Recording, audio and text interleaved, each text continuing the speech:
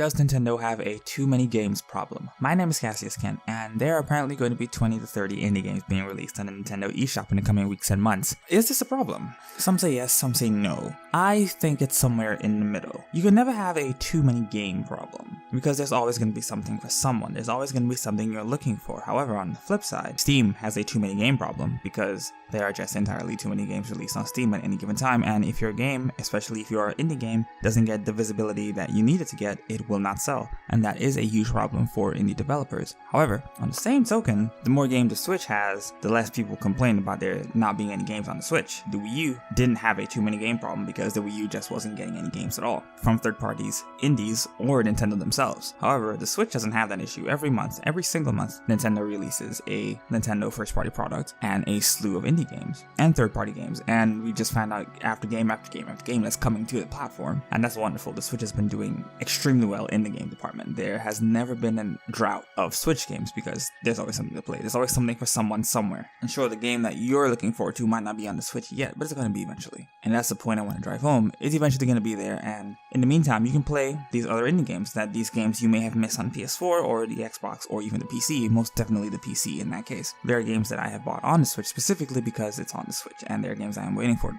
to come out on the Switch to play it on the Switch. And there are games I'm going to be buying again when it comes to the Switch, like Hyper Light Drifter. But 20 to 30 games a week does sound excessive, and I worry that it might be, but on the same token, every game isn't going to be a gem. And I don't mean that destructively, I don't mean to be toxic, but there are bad games released, quote unquote bad games that don't do well, the games that did spend the hard work on, but it just wasn't there. All the pieces didn't come together properly, and that is unfortunate. But you're not going to play every one of those 30 games released. You might see one or two that you like that you want to play, but you're not going to play. Like this week, Captain Toad's Treasure Tracker and Octopath Traveler is coming out. I'm going to play one of those games, and it's not going to be Captain Toad. I want Captain Toad, I'm going to get eventually, but that's going to be long after I beat Octopath Traveler. That's going to be in the winter when I'm cooped up in my house cold as crap. And I'm probably not even going to see the 20 other games coming out for the eShop this week, because Octopath Traveler is the only game that I see at this current point in time. Does that mean that I'm never going to go back to those games? No.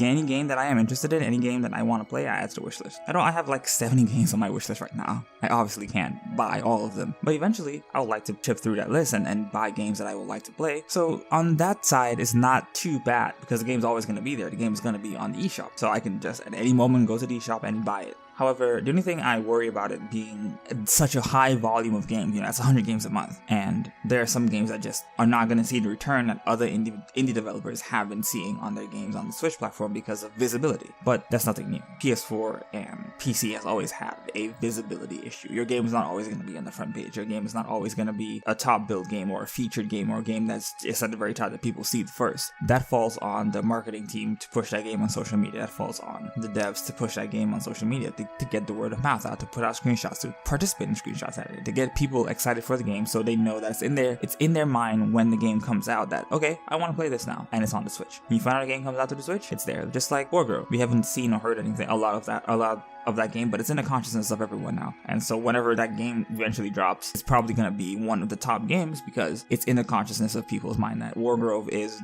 an answer to Advance Wars. We haven't seen Advance Wars in a very long time, but Wargroove is going to fill that niche. So it's there, and everyone's going to hopefully flock to it. But what do you think about Switch releasing so many games, or Nintendo adding so many games to the eShop per week? Is it detrimental? I say yes, I say no. I fall very in the middle. It could be and probably will become an issue akin to Steam's problem right now, with there just being so much garbage on the Steam shop, so many asset flips, and so many people just trying to hit it big with minimal effort and drowning out the people that put genuine years of hard work into their game. On the same token, getting your game on the Switch right now is in the gold rush. If you're making a video game, it needs to come to the Switch in the next year because it's just gonna do gangbusters regardless. And that's not just me talking out of my ass. There's anecdotal evidence to this of games selling 10, 20, 30 times more on the Switch than they are on PS4 and PC because the Switch is just where people buy their indie games now. The Switch is just where people want to play their games, and if people are tired of hearing, oh, when is it coming to the Switch? But that's a legitimate question because there are games that I am not going to buy unless it comes to the Switch. It's like, oh wow, that's cool, but I'll wait for the Switch version. And clearly Monster Hunter World is not going to come to the Switch, so I'm not going to wait for that.